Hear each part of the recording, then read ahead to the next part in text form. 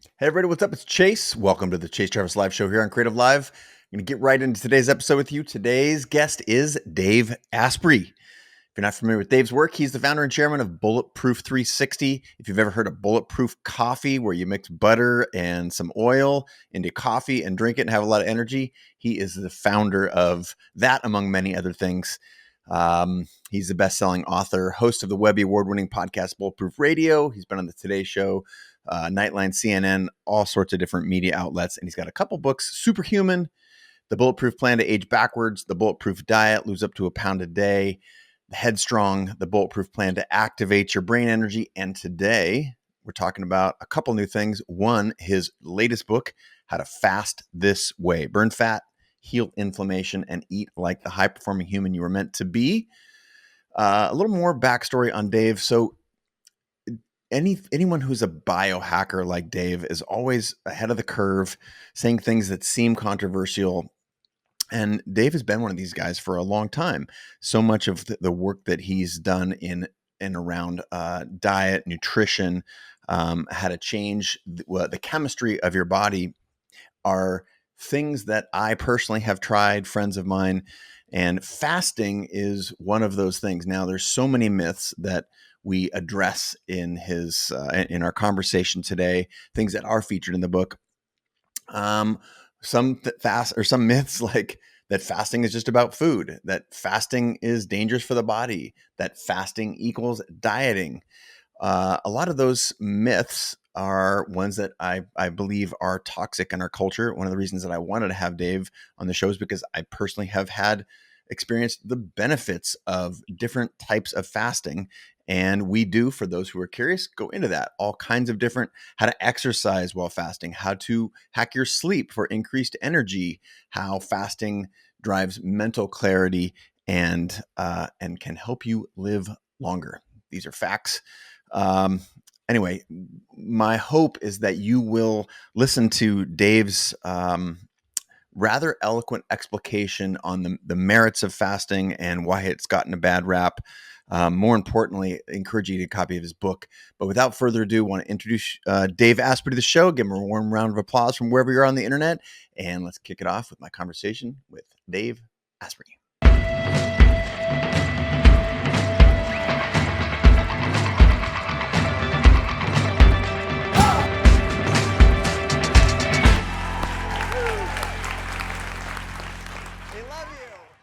Dave, thanks so much for joining us. Welcome to the show.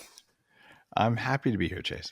It's been a while. We were just reminiscing before we started recording that it's been a good 5+ years since we got to spend a little bit of time together. You're in the Creative Live Studios, I think, either was that Seattle or San Francisco? I don't remember. San Francisco. Real early days, like one of the first things. Yeah, you were early on in our health and wellness universe. And I still refer to that. You've done a lot of amazing work in the space of biohacking, self-improvement, and that is what I want to have you on the show for. And we talked about this also before we joined. I hate saying that over and over for the people who are like, wait a minute, you keep saying the things I never got to hear, and just pretend like I wasn't there, Chase. So let's go back to the premise of your new book is around fasting. But before we get to the premise of your new book, I'm curious of how you ended up at fasting as a book-worthy topic, because as someone who's been hacking your biology for a decade or more, presumably you could choose a lot of things to focus on. So fasting, now you're 10+ years into your journey as a renowned biohacker, and of course we'll spend some time there, but presumably there were a lot of adventures and misadventures prior to now. So take us through a short history of how you landed where you are right now and all of the different things that you focused on to get to where you are. Well, I used to weigh 300 pounds in my mid-20s, and I had all the diseases of aging, like prediabetes, arthritis in my knees since I was a teenager, cognitive dysfunction, high risk of stroke and heart attack. And I'm like, went to the doctor the way you're supposed to, and they couldn't do anything. Like, oh, we don't know, try to eat healthy and exercise. I'm like, guys, I work out an hour and a half a day, 6 days a week. I did it for 18 months straight. I'm still a 46-inch waist. You got anything else for me? And they're like, you're lying. Have some Wellbutrin. I'm like, no, and no, you're fired. And I just realized I'm going to have to hack this myself. So I started doing the things that were supposed to work. I was a raw vegan for quite a while. And man, you want to break your biology, do that. I, I tried the Atkins very early on, zone diet, all kinds of things. And I found I could lose 50 pounds relatively easily. The other 50 was hard work. It took 10 years. And it culminated in me saying, keto doesn't work if you just do keto. And the proof of that is the number of people at a low carb conference who have lost half the weight they have to lose and they can't lose the rest. So they're like, oh, it's because I ate 16 grams of carbs instead of 15. And no, that's not it. And the same thing, say vegans going, my hair is falling out. I don't feel good and I'm angry all the time. It's because I'm not vegan enough. I have to eat more spinach. And I've been both of those guys. Okay. So I have license to say that. And also the guys, I'm still fat. It's because I don't work out enough. Let me just over exercise. So I ended up spending $1 million. I traveled around the world. I learned meditation from the masters. I tried it all, and I've written a successful book on anti-aging. People have lost 1 million pounds on the Bulletproof diet, and then some. Started a company that's grown to be pretty well known called Bulletproof, and a neuroscience company focused around meditation. And what I realized is that in the initial focus of my blog and my first big book, I talked about intermittent fasting and I talked about keto. And if you look at like the Google trends after that, like I think those helped to plant seeds for people. But intermittent fasting was a part of it. And my whole point was, look, not having breakfast sometimes is really good for you. And you can do this bulletproof coffee thing. And if you have never heard of bulletproof coffee, it's grass-fed butter, coffee beans without mold, and MCT oil. And you blend them together and you have it for breakfast. And I've present the evidence, hey, you're still getting the benefits of fasting, but you don't feel like I used to, hypoglycemic if I don't eat. And then you're yelling at people, right? And so like we have lives and we can't all be health influencers who, I'm just going to, drink my kale smoothie, which makes my joints hurt. And, just kind of look cool and then do whatever. Like we have jobs and we have families and we have stuff to do. So I wanted to get the health benefits. I wanted the cognitive performance benefits, but during the week, I just don't really have time to be tired. And what I found over the last, I don't know how many hundreds of thousands of readers and followers and things, is that people don't understand fasting and people don't understand keto. So I'm disturbed at the, keto at all costs thing. You need to cycle it, like I said, because I did the not cycling thing and hurt my biology there, just like I did with the vegan thing. So fasting has reached that point where now it's generally accepted. The problem is there are lots of books on fasting, and the instruction manual looks something like this. Don't eat for a while. There, book done. Okay, that's fasting. It's not that hard, right? And then you could say, no, but I'm going to write another book. I'm going to go to PubMed. I'm going to search for fasting, and PubMed's the directory of most of the medical research you can look at. It's nicely organized. So now I'm going to put up like 4,000 links to fasting studies and say, fasting is good for you. There, now skip breakfast, and you wrote a fasting book. And I'm not looking to, poke fingers at my many colleagues who are promoting fasting and doctors and all that. It's good. Fasting is as important as sleeping, as important as eating. I just didn't want to write another book like that. So what I did is I looked at the evolutionary psychology, I looked at the psychology, I looked at the personal development, and I talk about the first time I did a 4-day fast, which was in 2008. I'll say before fasting was cool. I hired a shaman to drop me off in a cave outside Sedona so I could experience my fear of loneliness and my fear of starving, because as a 300-pound guy who's learned that you have to eat 6 times a day or you'll go into starvation mode, I realized I'm actually afraid of being hungry. I don't like acting like a jerk when I'm hungry.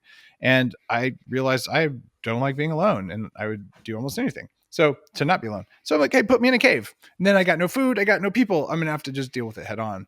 But the psychological side of this, it's a big deal. So this is a book about how to actually fast instead of how to know that fasting is good for you and then not do it. And fasting itself is not about just not eating. It's about going without. And you can fast from almost anything. You want to fast from carbs? It's called the keto diet. You want to fast from alcohol? It's called abstinence. You want to fast from air?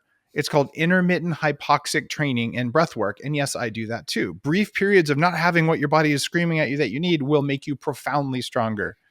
You can fast from water. It's called a dry fast. And when you do that, it changes your cell biology. All of these are real, yet we're somehow obsessed with, oh my goodness, I just have to skip breakfast, or I have to go multiple days and I have to kind of self-flagellate. Most people, men or women, who do fasting are going to feel great after the first couple of days when they figure it out. Like, oh, I can do this intermittent fasting, and I'm never having breakfast again. And Chase, I can tell you what's going to happen. In 2 months, the men are going to be like, my hair's getting thin, I don't sleep very well, and I don't have a kickstand when I wake up. And the women at about 4 to 6 weeks are going to be saying, I don't sleep well and my hormones are off and I don't feel good and my hair is thinning. So the same thing happens with keto. You have to cycle. And so the idea is, how do you just approach fasting so there's no pain, no fear? And how do you hack the hard parts of fasting so you don't have to feel the pain when you have other stuff to do in your life? And the book has 3 big hacks for fasting, as well as all the mindset and the idea of a spiritual fast in it.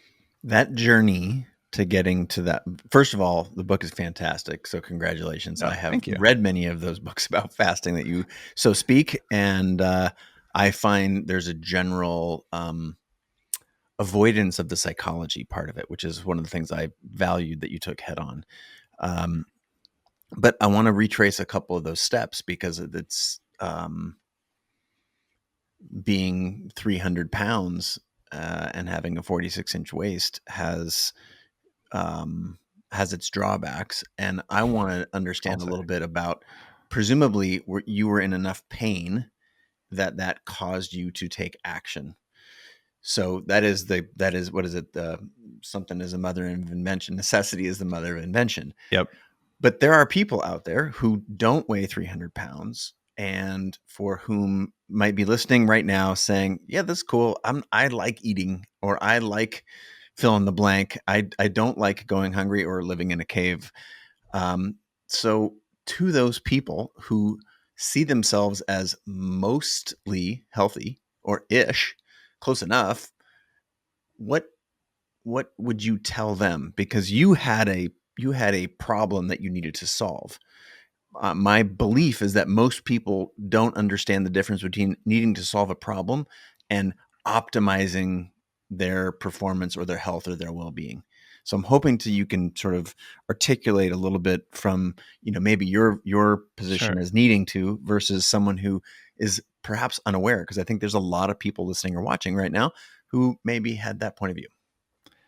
What I told myself when I was 270 pounds and I'd been on antibiotics pretty much once a month for 15 years because of chronic sinus infections, and I'd had all these health problems, is I look in the mirror and I would tell myself and believe it, yeah, I'm pretty healthy, got a few things to work on.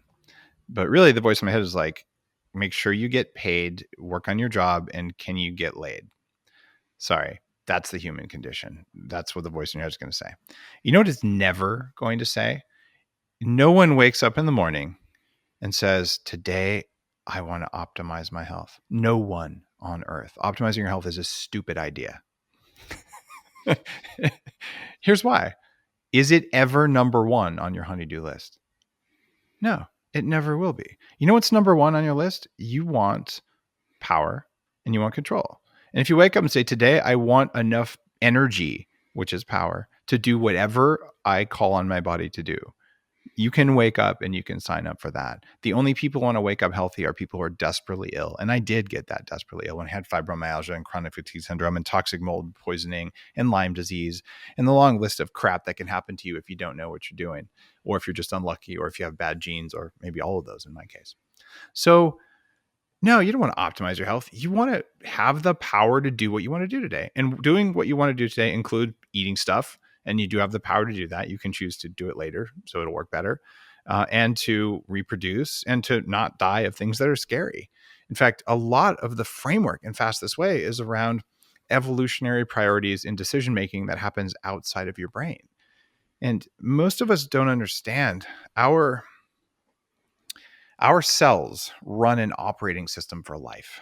And it's one that's so compact, it runs in a single cell, a little bacteria floating around out there, a mold spore, a cactus. They all run this, and so do we. But it runs inside our cells, not in our brain.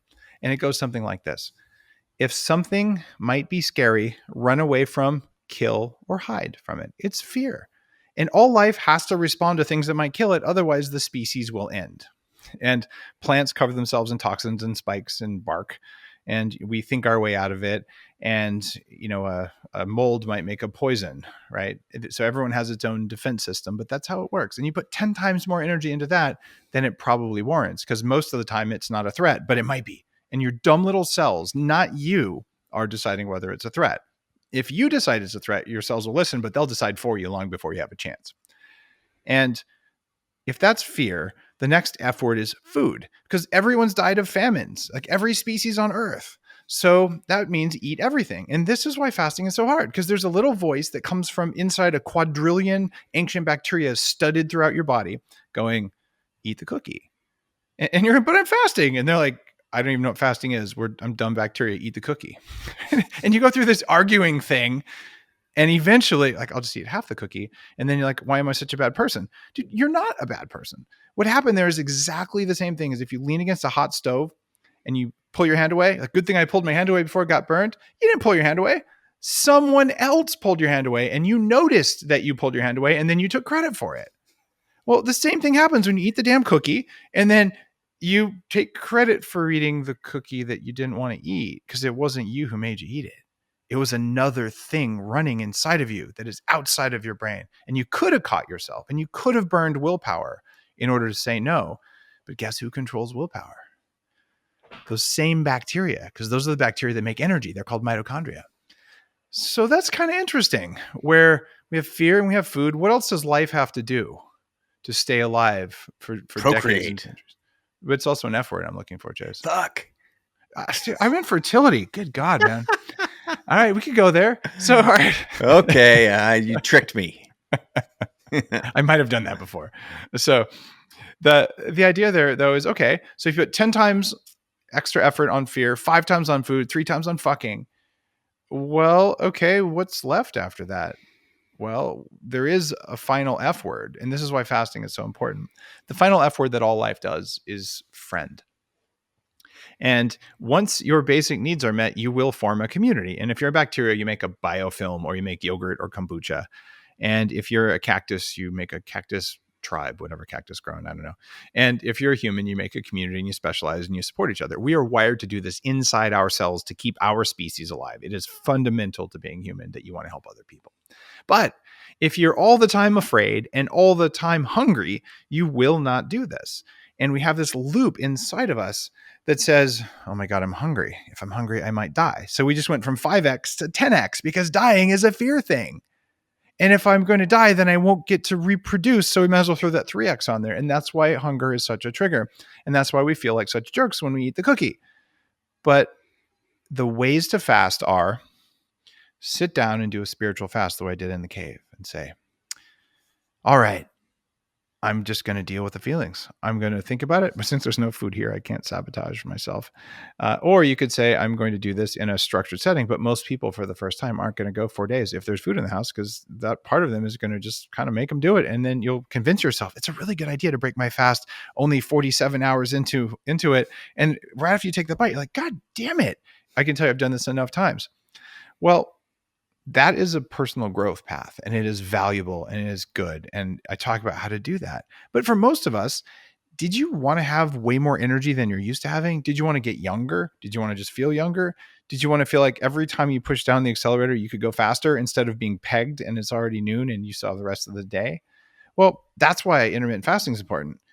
The definition of biohacking that I put in the dictionary, it's a new word in our language since I did my first Creative Live.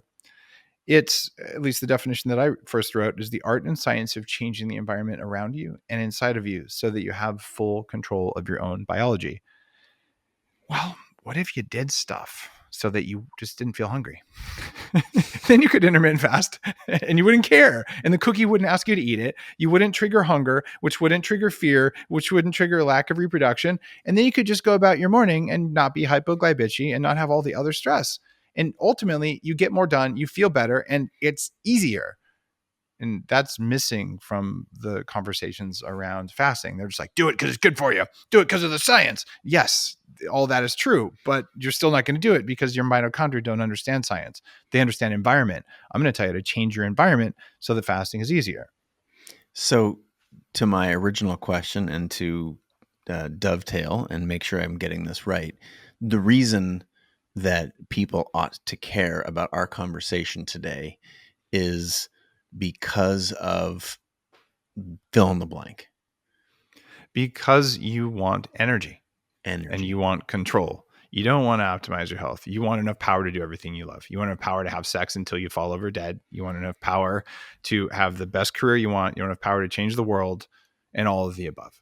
It's about how you feel and nothing else. I love you talk about in the book, I think enlisting your molecules, enlisting your molecules, or enlisting your molecular machines, for example. That's the psychology and bringing those things on board. What I love about the way that you're phrasing this is, if you're watching this right now, you have direct access to this benefit. I personally don't know, and I don't have any experience of fasting in line with the way that you have talked about it before and what you've written in this book, and not feeling marginally, if not significantly better.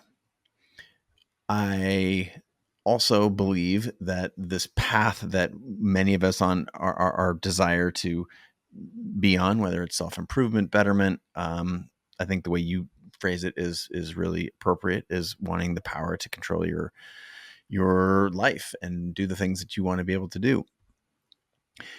Do you believe, and this goes back to why you wrote the book, is the information that is widely available on these subjects, is it largely wrong and you're trying to fix it?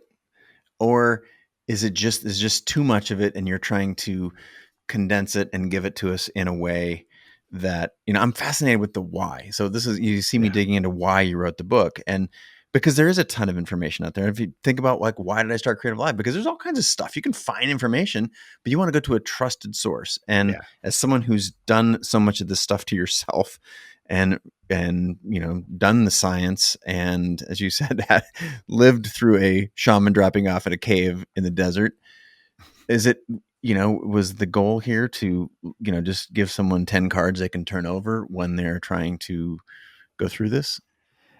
It's not the goal. You're an author too. You know that your hourly rate for writing books it's a terrible deal to write a book. Terrible. Like, I'm serious. You write a book because you have to write the book, Yep. or because you have something that you think is worth thousands of hours of your time and worth your readers' time. Because honestly, I think I could make coffee as a barista in one of my coffee shops and probably equal the hourly rate. So the why of the book isn't economic. And it should have 200 million downloads on my podcast. It's not about being better known. Oh, my 4th New York Times bestseller. It's about making a difference. And there's plenty of books with the science of fasting. So the reason I wrote this is that there's plenty of rational reasons for fasting. And I go over some of them in the book, especially some unknown ones. But it's why isn't everyone doing it? Why haven't we built this into our society? We haven't done it not because of the science. We haven't done it because of those 3 F words and because those things are in control so much. And I'm shining a light right on them and saying, here's how to get around it. And getting around it isn't just understanding. It's actually just changing it so you don't get the signals.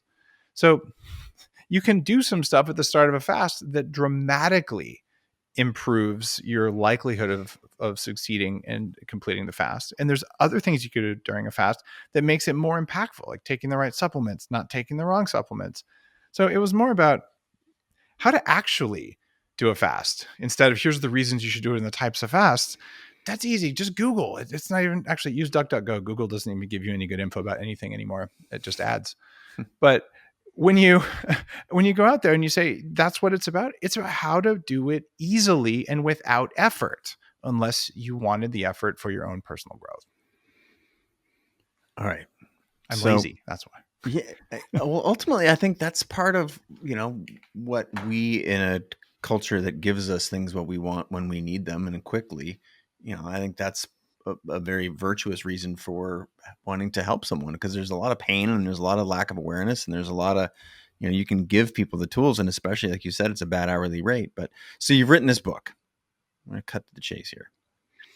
There's a line in there that says, fasting is like a Swiss Army knife, an incredibly impactful tool that has far more use than just weight loss. Through fasting, you realize self-control, and self-control leads to you making better decisions about the air you breathe, the food you eat, and the content you consume. Are you stating that fasting is fundamental, or is it a must-have, or is it a nice to have? It And why? is a And why? must-have, like sleeping. Okay, go on. Well, if you can go through your life without doing it, you will die sooner. You will get metabolic diseases. Your risk of dying of all-cause mortality goes up. But okay, death is a big deal. What if you just are running at maybe 3/4 of your possible power for most of your life because you never figured this out? Like, wait a minute. So it's not about life. It's about what can you do? Can you think at the end of the day? Do you have enough power to be nice to your kids after driving an hour home in traffic? Or are you just blown out? Right? This comes down to an equation. How many electrons could you take from air and food? How few of them did you waste? And then how did you show up in the world? And you can do a lot better when you know how to do some fasting.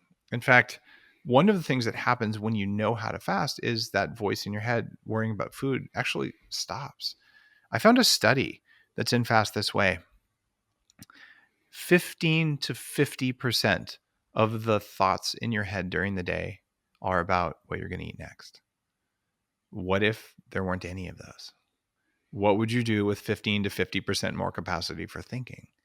That's why fasting is important. If you want to show up in the world as yourself, stop thinking so much about food. I will confess something. So I hit the gym yesterday morning. I have a little home gym here, and my trainer that I used to go to this gym, I now see her remotely. And historically, probably through a story that I have told myself, rather than science, but that I needed to eat before working out so I had energy. Mm-hmm. And I'm trying to put myself in a little vulnerable position here, because I think there's probably a lot of people who think like me. And then I was like, wait a minute. I'm reading Dave's book. I'm talking to Dave this week.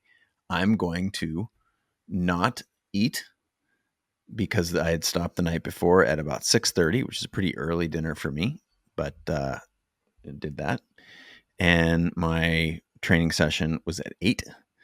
And I woke up and I found myself a little bit paranoid, like, oh my gosh, Yeah, I'm going to have a bad workout because I'm not going into my workout prepared. I did have coffee, it's a good call. and then I had my workout, and my workout was harder than normal. And it was so hard, in fact, that I didn't have room in my psychology to say, gosh, why is this hard? However, my energy level was extremely high. And when I finished working out, the thought of eating did not cross my mind until 12:45. Wow. Look at you. And but here's the question: as someone who is in the middle of working through the work that you're doing, or have done for us in this book, and have played with intermittent fasting, seen some benefits, why do I still, that I know intellectually, have all that internal psychobabble about not eating? And yet, when I did it, almost accidentally, almost forgetting that I had such a great experience, I had such a great workout, and didn't feel hungry. I felt very naturally hungry at 12:45. Walk me through, you know, what happened. Go back, Detective Asprey, please go back and I, tell me what's I going on. love it that you tried this. Working out fasted, especially for, I'm guessing it was a strength workout. Yes. So it's perfect. there's something called mTOR that you might have heard of. And I reference this in, I think, all of my books. And this is what your body uses to put on muscle. And if it's chronically elevated, it also triggers cancer. So when you want to build muscle, what you do is you suppress mTOR. And then when you release mTOR, it comes springing back. And there's three things we know of that suppress mTOR, which will cause the spike you're seeking. And one of them is fasting. One of them is coffee, and one of them is exercise. So what you did is what I call in some of my books tripling down or triple stacking on mTOR. So you basically compressed it all the way, and then when you ate, that's what triggered the surge of mTOR. So you probably got more benefits from your workout when you had lunch because you did everything you could to keep it suppressed. The reason you felt so good after your workout is that workouts naturally increase opiates and adrenaline. So you suppress your hunger after the workout because you worked out. And I was like, yeah, I got myself some adrenaline, some opiates. And by the time they wore off, like, okay, I could eat. When you ate, were you just ravenous or was it normal hunger? It was pretty normal hunger. Yeah, it was normal hunger. That's how it's supposed to be. Yeah. And it was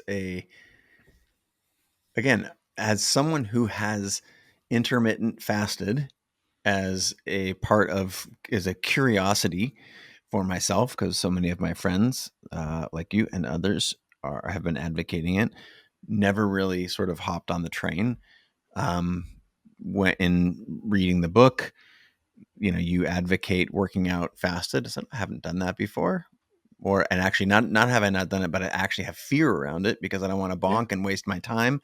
So, gosh, give it a whirl. And is this something? Now, this is the final question in my sort of trotting out my own experience here. This is just again yesterday. Was this all? Was this just psychology?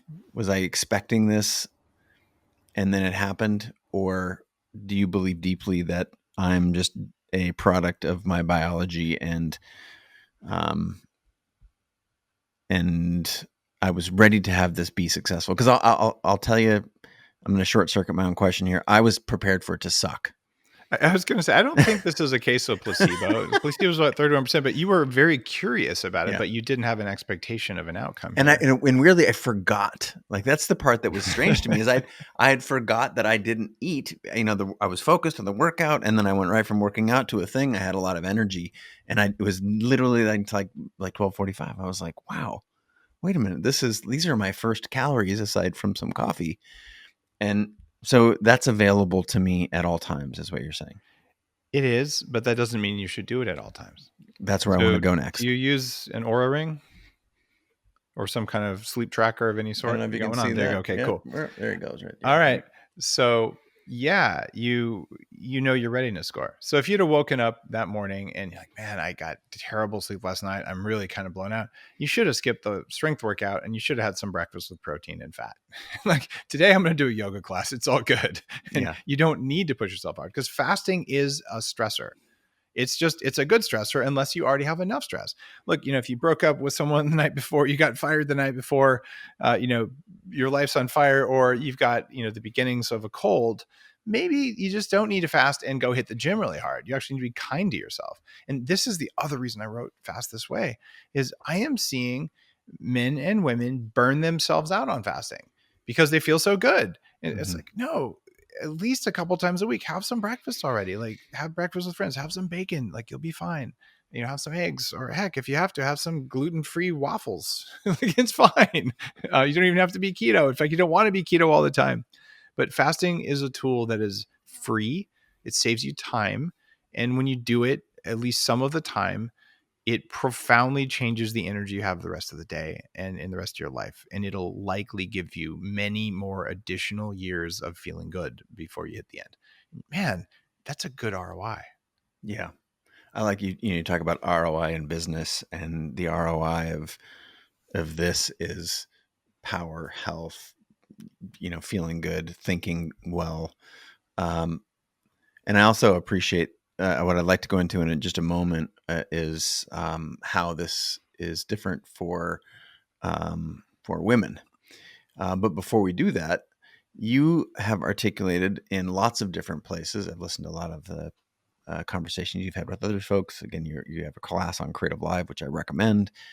And of course, in your book, but you just said like 8 different things that would be, quote, good for us. Now, I know you're often hesitant to be prescriptive because there's so many, there's a lot of nuance. You just talked about the stressors. I want to prescribe something to someone who is, just had a big breakup the night before. But I would like if you would walk us through a reasonable approach to many of the different biohacks, or I'll just call it, psycho, or maybe psychosomatic, or I'm not quite sure what the right, but all of the different techniques that you have experimented with. Walk us through what a reasonable recommendation from Dave Asprey looks like. Like, sure, I'm going to eat keto for fill in the blank, and then I'm going to, intermittent fast for X, or I'm going to intermittent fast once or twice a week, or just give us what I'm trying to get to is how wide ranging life can be on the plus side, right? All those can be benefits because you're not tied into one thing. And I believe so many people are still stuck, as you try and break in the book, but on the less than, and I have to do this as a punishment to myself. And the way you described it 90 seconds ago was like a little bit of this, a little bit. It's kind of like cooking. You've got all the ingredients there. So walk us through a reasonable commingling of these amazing ingredients that you have that you've been espousing for a long time. Well, at least 3 times a week, don't have breakfast. It's real tough. I think most people can do that. Now, if you're obese like I was, the thought of not having breakfast and not having a snack and just waiting until noon, like, man, I'm going to kill someone at work. I have ended a meeting in my mid-20s. I'm like, guys, it's 11:45. I can't pay any more attention. I'm going to kill one of you and eat one of you if I don't go to the cafeteria. So we're done. And I just left because I'm like, I can't do this. Right. I don't like feeling that way. And when I say skip breakfast, some people are like, Dave, you're an idiot. I can't do it.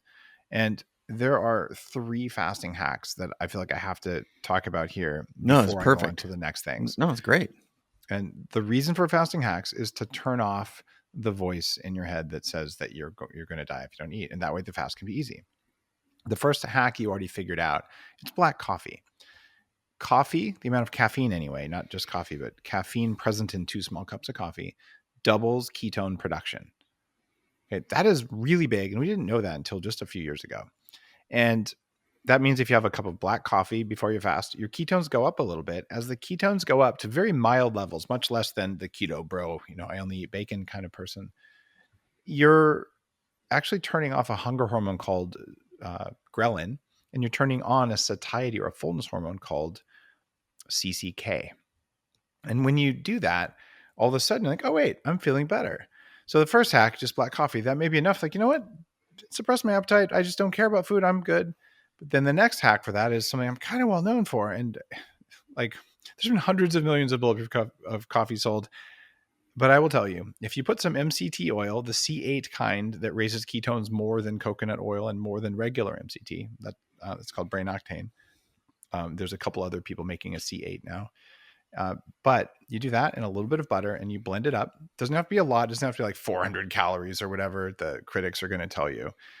You still maintain the benefits of fasting. And the fasting purists are like, in the mouse study over there, the mouse only had water. I'm like, yeah, the mouse didn't have an espresso machine or it would have worked better. So I've talked to like world-class experts on autophagy and written a book about it. And I will tell you flat out, if your protein digestion doesn't get turned on and your insulin doesn't move, you're still fasting, except for if you're doing a fast to rest your gut and for some certain specific bacterial things.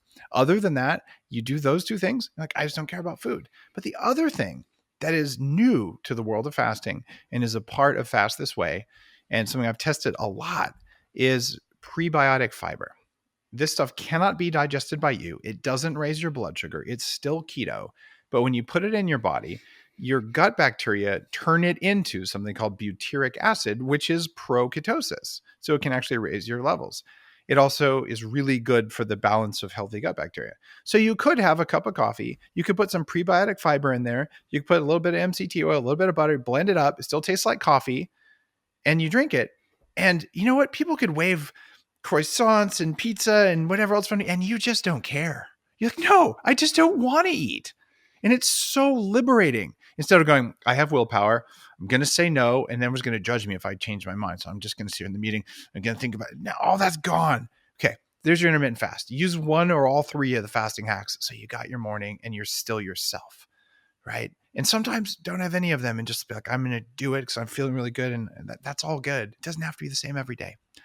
And then you might want to start out the day with another hack that is very, very annoying for 3 days. And it is, at the end of your shower, put it on cold water. I've been saying this for 10 years. Cold water on your forehead and your chest. You'll last about 8 to 10 seconds. You'll jump out of the shower and say, Dave Asprey's a super jerk. Well, go back in the next day. You'll last 20 or 30 seconds. The day after that, you'll last maybe a minute and you'll still hate me. The fourth day, you'll go in and be like, what just happened? Like, I actually doesn't feel cold. I feel okay. In fact, I feel really good. And then your skin starts to look better and you're full of energy for the day. It only takes 3 days for the mitochondria in your body to shift the composition of their lipid membranes. This is in studies. Yes, they're mouse studies, but it works for people too. And suddenly you're better at making energy on demand when you need to, because you told your body you live in a world where you might have to make energy on demand. That way later, when you demand the energy so you don't yell at your boss, you had the energy that you needed, right? It's really easy. Okay, so now you didn't have to pay for breakfast. You might have had to pay for coffee and maybe some other stuff. You didn't have to pay for hot water for a minute. Okay, we can all do this. What else should you do? You should monitor your sleep, because you want to be good at sleeping. And there's a whole bunch of stuff I've written about sleep. In fact, even in this book, in Fast This Way, there's a section on how to combine fasting and sleep to change your circadian window rapidly. Chapter 5. You what? It's chapter 5. Chapter 5. In case anyone's asking. I didn't know which chapter it was off the top of my head. I just finished the Audible read for it, but I didn't remember the number. And you see, you go through there, like, oh, wait, okay, so I got better sleep than I did before. Oh, and by the way, part of that, don't eat real close to bedtime because you'll get worse sleep. And check this out. If you had dinner like at 5:30 and then you finish dinner like 6:30 and you go to bed at 10:30, you got 4 hours of fasting and then you sleep for 8 hours. That's 12 hours. You only have to go 4 more hours and you just did a 16-hour fast. Good for you. It wasn't that hard, right? So you can do stuff like that. But if you just did those 3 things, and then once a week, you're like, okay, I'm going to run for 20 seconds like there's a tiger chasing me. Then I'm going to walk real slow. And then I'm going to run. I'm talking run for 20 seconds. Run really fast. And then walk as slow as you can. You'll get more benefits from 2 20-second cardio intervals over 7 minutes than you will in 45 minutes of steady state spinning and sweating all over the place. And that's research from the University of Colorado. So, okay, you saved yourself a bunch of time, and every day you got to go for a walk for 20 minutes just to move around. There's another set of benefits there. If you were to do those things, you don't have to take all the smart drugs I write about. You don't have to run electricity over your brain, which is awesome. You don't have to have lasers or anything. If you were to do those things, what you've done is you've taught your cardiovascular system, you've taught your other systems. Oh, I forgot. You should also once a week lift really heavy things briefly until your muscles can't do it. Again, for 10 minutes. You can do more if you want to, but you don't have to. And we're talking squats, push-ups, maybe some pull-ups, that kind of a thing. Doesn't have to be crazy. That's going to tell your body something really important. And this is something that is also in Fast This Way. And it's kind of a new unifying theory for all these biohacks. It's that the body is always listening to the environment around you. And it responds strongest to things that have a high slope of the curve. In other words, if you throw the frog in hot water, it jumps out. If you slowly turn up the heat, it boils. Well, the body really wants you to jump into the hot water so it can learn how to jump out really quickly. So if you do stuff that says, hey, at any time, you may need to be able to turn the heat all the way up, it'll be ready. And at any time, you may need to be able to go for all of a day without food, it'll be ready. And if you say at any time, you may have to lift really heavy stuff until you think you're going to die, it'll be ready. At any time, you have to be ready to move the blood through your body really fast, it'll be ready. And that it'll be ready translates directly into something else. It's called resilience. It's called a functioning immune system. It's called the ability to get blood into your head and to think and to focus and to do and show up the way you want to show up. So this isn't that hard. And there's all kinds of cool things like intermittent hypoxia and breathwork training, meditation, and things you can layer onto there. You don't have to do any of that. But if you do the things that take the least amount of time, least amount of money, least amount of energy, and give you more energy in return, then all of a sudden doing the next one doesn't feel very hard because you got the energy already. That was as well put as I've ever heard it. That was fantastic. And I think that just the, to retrace for just a moment, cold water therapy, people have been advocating it for a long time. Love Wim Hof. He's a friend. Yeah. Vim's been on the show. I would call him a friend. I would say 16 feet from my cold plunge. I have a hot tub and a cold plunge in my yard directly on the other side of this window. I use it every day. It has absolutely been a game changer. And for what it's worth, I was buying your book. The pre-orders are huge, you guys, just as an FYI if you want to support people who are doing cool stuff in the world like Dave is. One of the best ways you can support Dave is to buy his book ahead of time. Amen. And thank you. Yeah. And so I like to do that prior to having all of my guests who are authors on the show. And I was doing that and saw you were paired there with Vim. People also bought. Oh yeah. But he was just on my show too. It does. It goes together like, I don't know, like peanut butter and jelly. And if you're European, peanut butter and jelly sounds disgusting. I know that. I heard that before. Marmite. That is nasty. Vegemite, Marmite, all that stuff. So you said a few, that is just a beautiful, here's a handful of baseline things that you can do that are free, cheap, super easy. And I also have found that this idea of layering in more stuff, while it sounds hard before you start, when you have made habits out of these things and you've received the benefit, the thought of layering in more stuff is actually joyful. And that's, I think, has to do with a lot with that power that you start to feel when you're in control of your life. You mentioned in there a couple things that I want to get particular on, if you don't mind my being a little bit, maybe at the risk of being pedantic or too detail oriented, but you talked about types of fasting. And again, you want to steer people to read the book, but you talked about 16-8. Which is for those who are familiar with it, that's an obvious one, but just replay that for those who are new to it. And the same, if you would, with 5-2 and anything else, any other two numbers that you'd like to put together, you feel free to do it, but just give us a little bit of some of the types of fasting. I put a directory of fasting in there, and I want to preface this by saying the best type of intermittent fasting is the one you're going to do. They all work. So we can get that out of the way. You don't have to be right on this one. You have to do it, is it? So the simplest and kind of most beginner one is 16 hours without eating, which is at least half of it's going to be when you're asleep, right? Mm-hmm. And then you eat all of the calories you normally would eat during 8 hours. And then you can upgrade from that to an 18-6, which means you went 2 more hours without eating and you ate all of your meals during a 6-hour window. And the next step up from that is basically a 24-hour fast, but it's much sexier to call it an OMAD fast, which stands for 1 meal a day. You're like, yeah, I'm OMAD. It sounds kind of badass. So, and it is a little bit more biologically stressful to just do OMAD. Most people who do OMAD are like, oh my God, I feel so good. I'm going to do OMAD every day forever.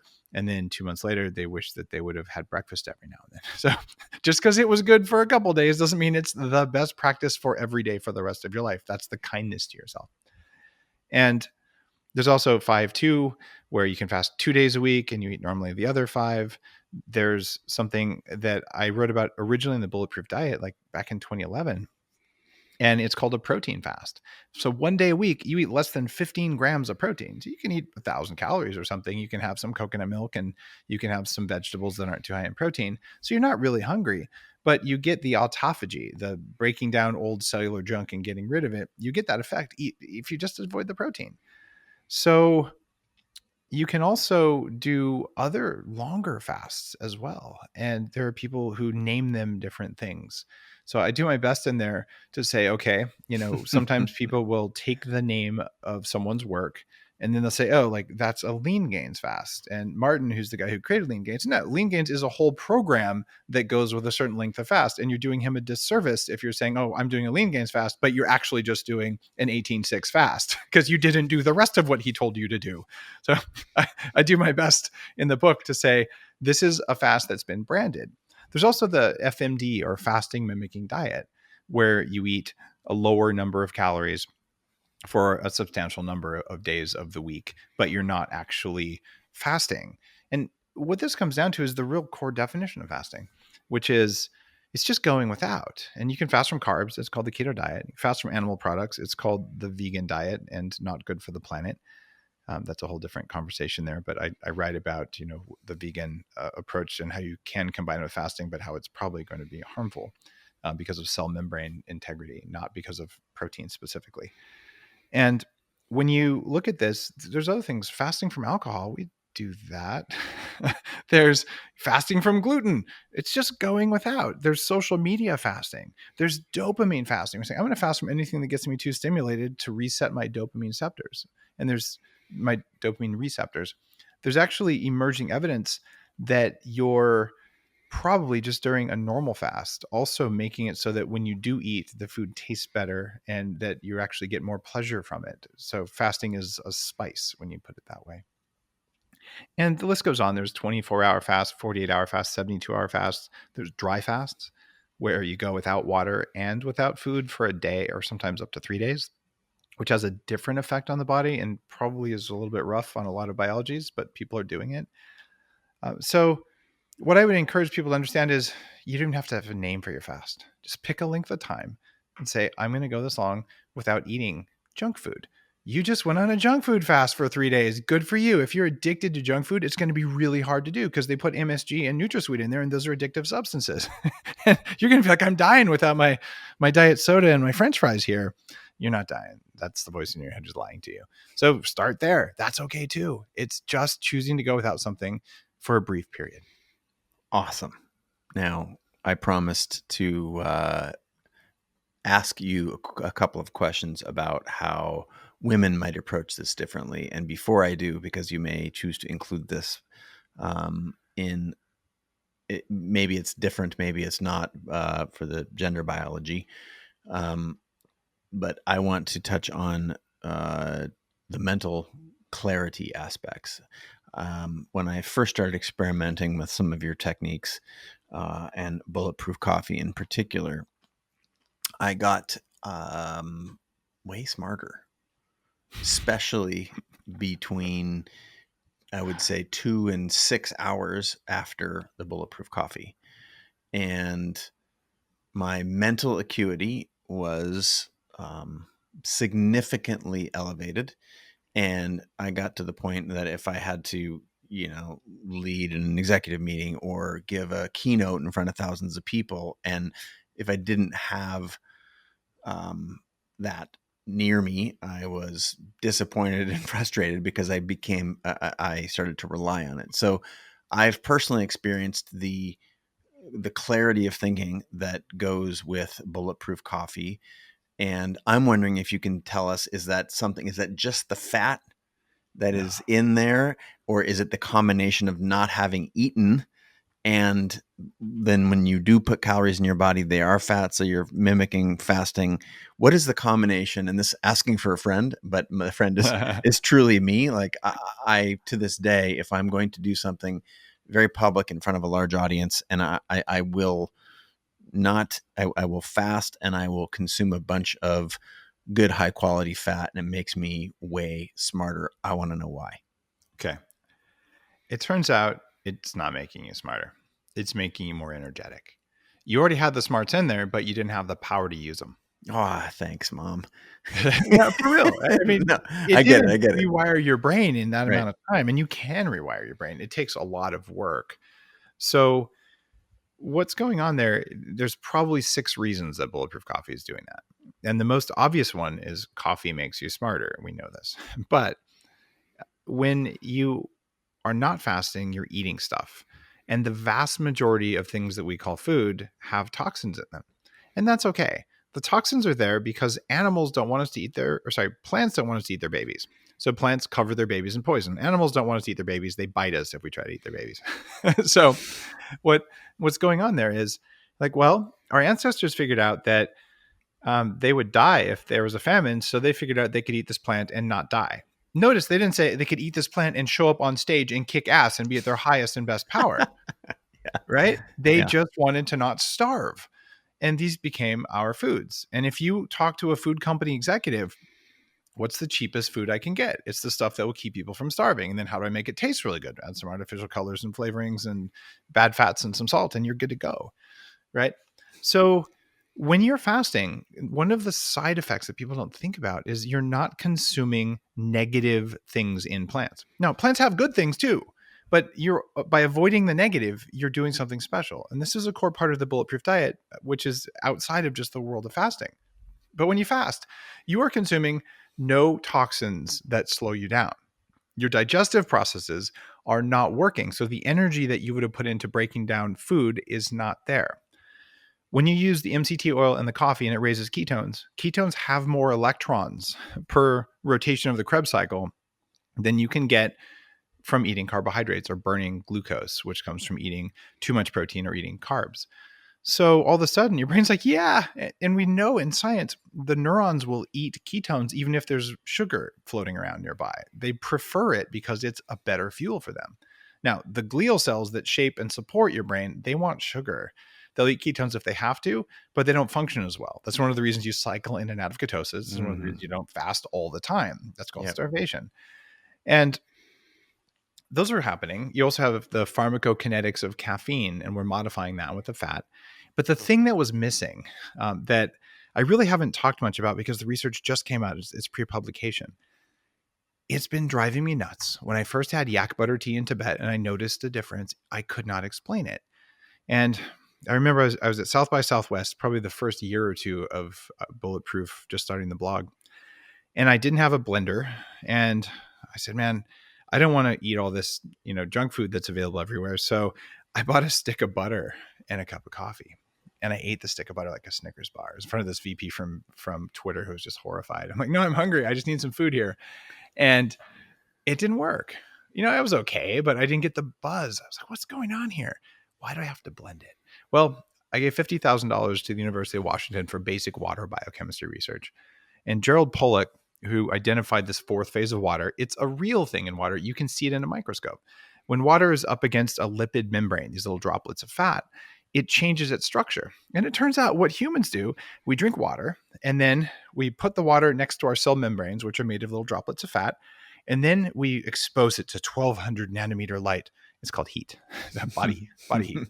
And that changes the water so that it's the form of water that we can use to make energy in the form of ATP or to fold proteins and to do what our cells do. So our cells are full of special water.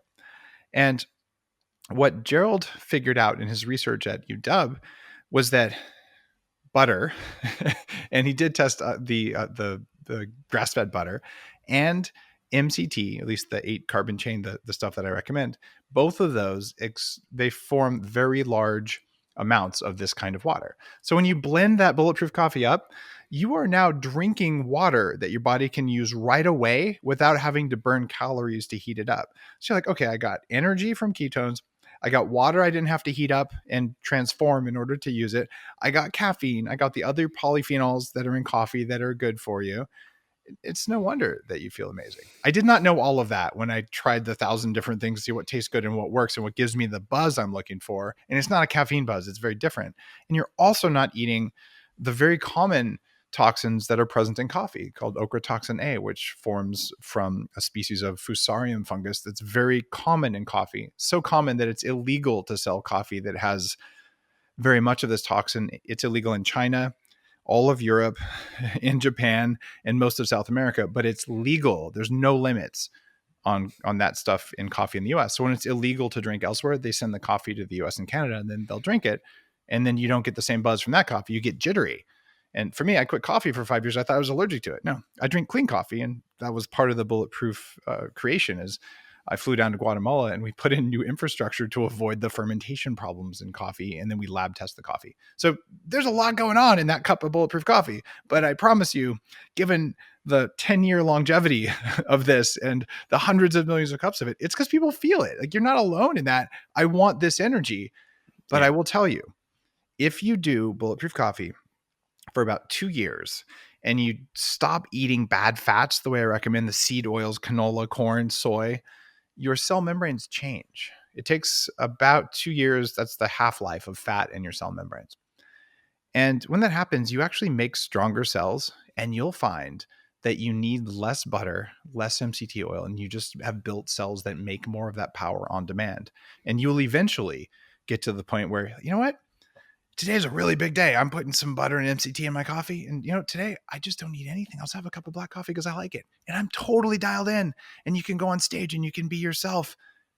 And it's up to you. But it takes time because you're rebuilding your body from the inside out. And if while you're drinking your bulletproof, if then for lunch you go have the deep fried calamari and French fries, you're going to have to keep having that bulletproof forever. That's fascinating. Thank you for Kind of a long answer. No, I love it. Like, that's why this is a long form show. What role, just a small follow-up question, what role does simply not eating? Because I have also tried to, like we were taught as kids, eat a big breakfast so you're nourished before you go on stage, and I just am floppy and not good. I'm like my I don't worst show self. up with breakfast. No way. Yeah. And so, that is part of my question, I guess, specifically is how much of I'm doing the bulletproof coffee, but how much of it is the fasted state as well? Because my body, I'm aware that, the number one use of energy is locomotion. Number two is digestion. So how much of my awareness of how much better I perform when I'm, on an empty stomach and bulletproof coffee, how much of that is just in the fasted state where we have energy that we otherwise would be burning through digestion? I don't have a hard number for you, but it's a meaningful amount. It's that when all the blood that would be in your stomach to digest food isn't there, Mm-hmm. and all of the energy that goes to making the pancreatic enzymes for digestion, all of that, all the gut motility, it just doesn't need to happen. So then it's like, oh, extra energy, where can I put it? It'll go into your brain, especially because you're calling on your brain at that time. So it's very meaningful what that difference is. Mm-hmm. And I wouldn't dream of doing a big keynote, a big event, or even like sitting down for an 8-hour writing session to write my book if I'm like, oh, I just ate a giant meal, because you're sluggish. Mm-hmm. And even if you're saying, oh, I just ate a small meal, it depends on what's in the meal. If you had some sugar in there, you're going to write really well and you'll show up. And you want to feel great. You only have a 1-hour keynote. Put a tablespoon of organic sugar in your bulletproof coffee. And now your brain's like, yeah, I got all the glucose I need, and I got ketones, and I got all this stuff. And you'll be like, yes. And of course, you might not feel so happy later that day, but It'll be my best for that hour, right? Sugar is a cognitive enhancer for the short term and a cognitive unenhancer for the long term. All right. So I want to put a bow on a couple of things and then circle back to how give you an opportunity to speak directly to some of the women who are listening, or anyone who's curious about that. And the last, a bow that I want to put on it is, so there's a combination of things that I have personally experienced through not eating. And aside from the stories I've told myself, which is the only real negative, I personally have gotten a lot of benefit from fasting in various different forms.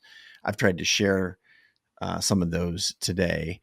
I want to make sure that I'm making a connection and it's not a false one, because my connection was around this mental clarity was, a lot of not having eaten, the part that I just walked through. The bulletproof coffee, as you said, has a bunch of things that are happening in there, but there's also this clarity that comes from eating less or fasting, actively fasting in any of the various ways that you've talked about today, that have a history of mental clarity.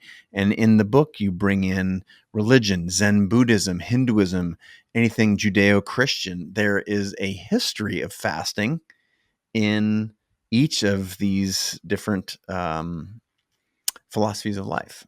And I'm wondering if you can connect some of those for us. I thought you might bring it up while I was kicking around some of these things historically, but since you didn't, I found that to be interesting. And I'm wondering if you can share a little bit.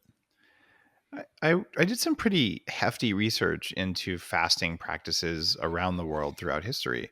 And what you'll find is that every spiritual practice, every organized religion that you can find has fasting as a part of what they do. And it's been lost or watered down over, especially the last couple hundred years, because it's frankly unpopular to tell people don't eat. And we like to eat, right? Yeah. It's also equally unpopular to say don't have sex. We like to have sex. Like there are things that are fundamental human drives, and those are two big ones that it's really hard to bet against. And if you could bet against them, then there would be no more people because we would starve to death and we wouldn't reproduce.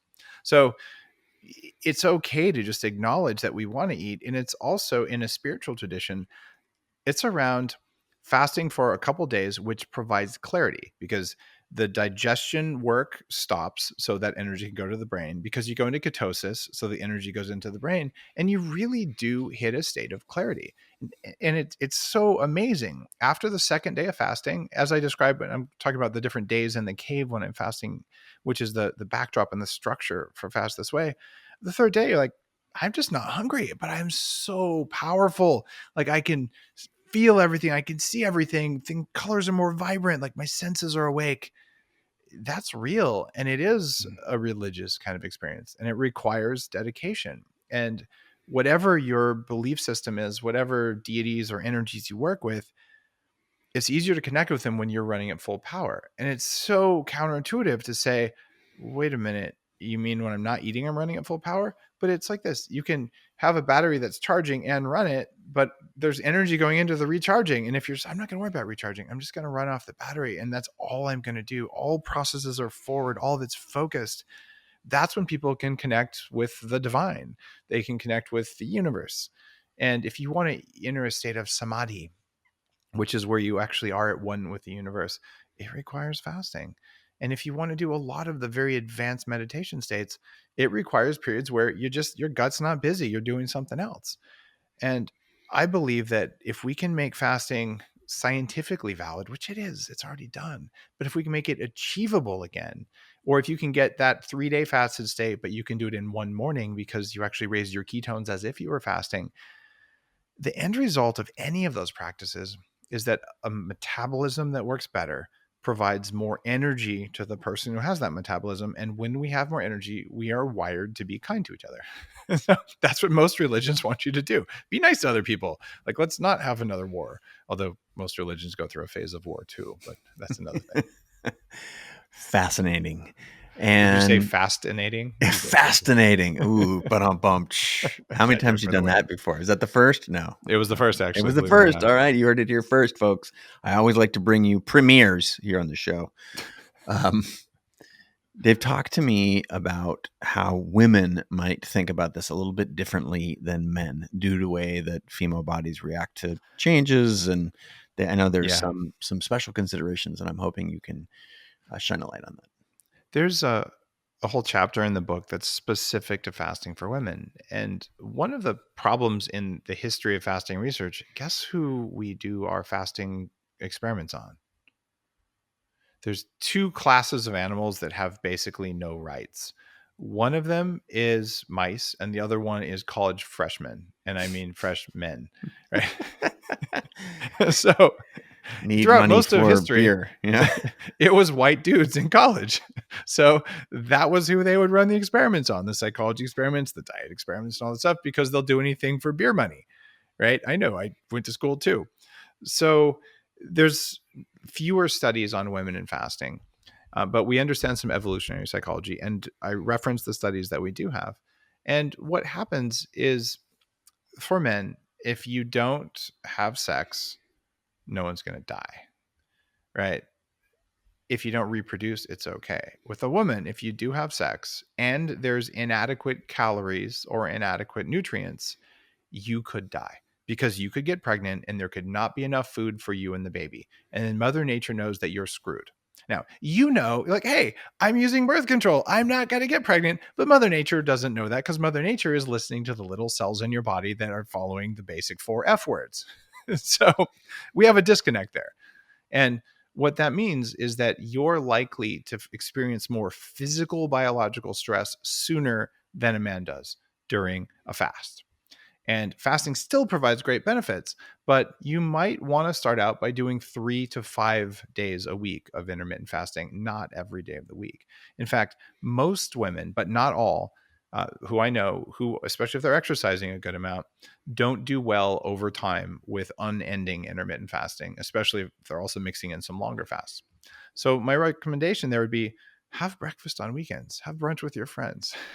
And if you're trying to mix keto, and you're trying to mix fasting with the keto diet, which you do not have to do, it's particularly rough.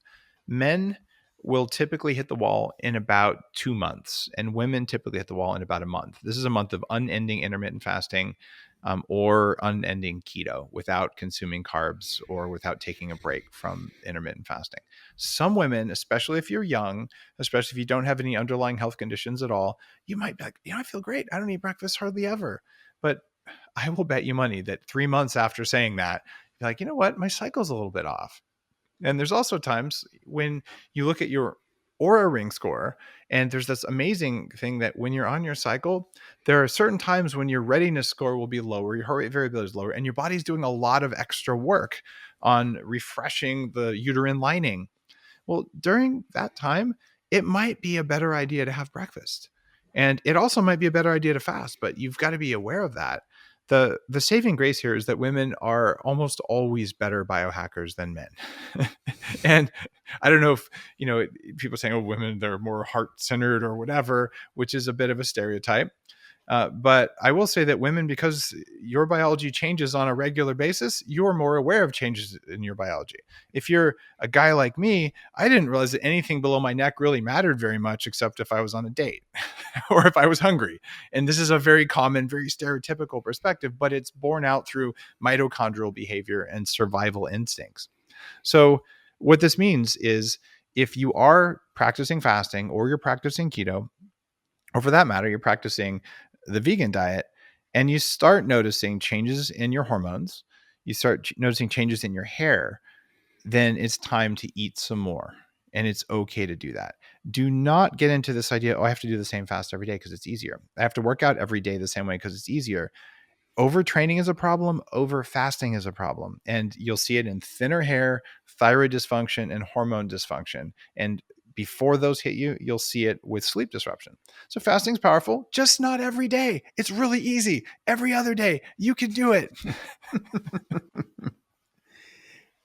Well, I found that section fascinating, not because of my gender, because like I want to understand a 360 degree or as much as possible when I'm undertaking something. And I've been, dipping my toe in fasting for a long time without really knowing much of the science, very superficial, still getting plenty of benefits.